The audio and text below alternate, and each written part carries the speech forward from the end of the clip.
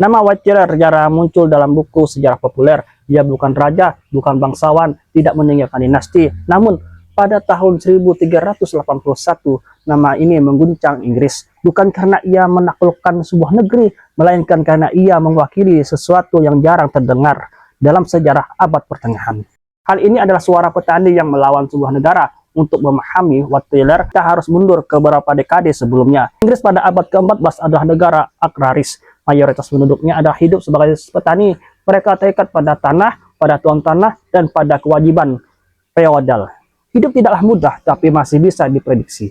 Pada akhirnya datanglah bencana besar, yaitu Black Death, wabah pes melanda Inggris sekitar 1348 sampai 1350 hingga setengah penduduk tewas.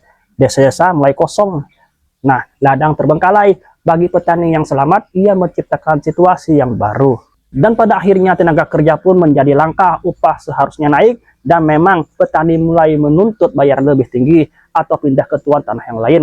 Misalnya, negara dan bangsawan tidak siap kehilangan kendali, pemerintah Inggris merespon dengan sebuah hukum. Yang terjadi bukan sebuah empati. Tahun 1351 dikeluarkan Statute of Labourers, isinya sederhana tapi keras. Upah dikunci pada tingkat sebelum wabah, petani dilarang menuntut lebih, perpindahan kerja dibatasi. Dan pada akhirnya negara secara terbuka memihak elit tanah. Ketegangan menumpuk pelan-pelan. Petani bekerja lebih keras dalam kondisi tenaga yang langka, namun tetap dipaksa juga untuk hidup seolah dunia belum mulai berubah.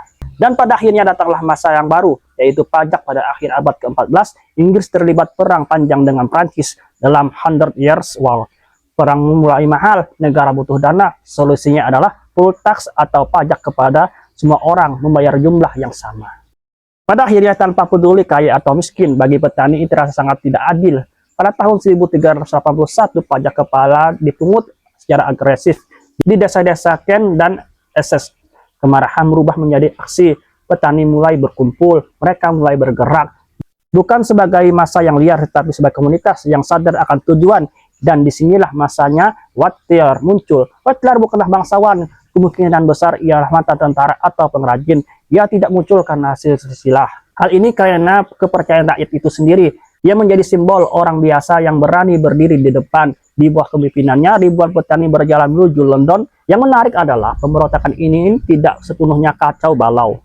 Mereka menghancurkan dokumen pajak, menyerang simbol-simbol feodalisme, dan menuntut penghapusan perbudakan tanah.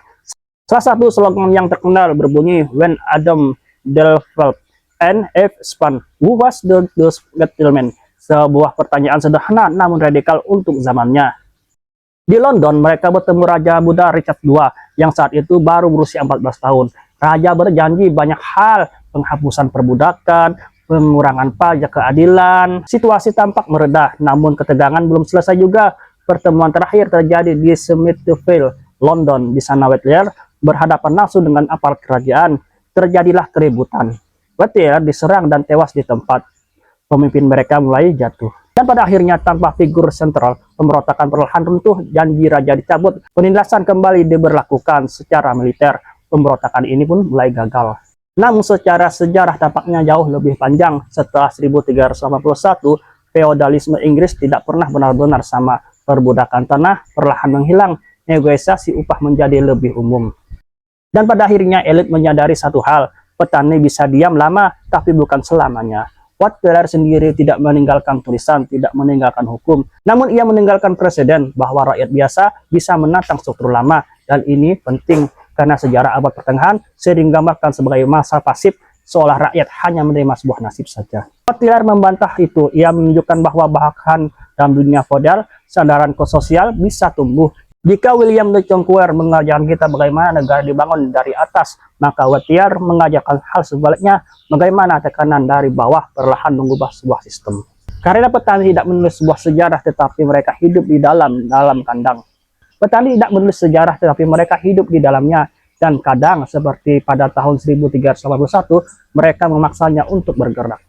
Jika kalian menyukai konten seperti ini, silahkan like, subscribe. Assalamualaikum warahmatullahi wabarakatuh. Allahu a'lam bishawab.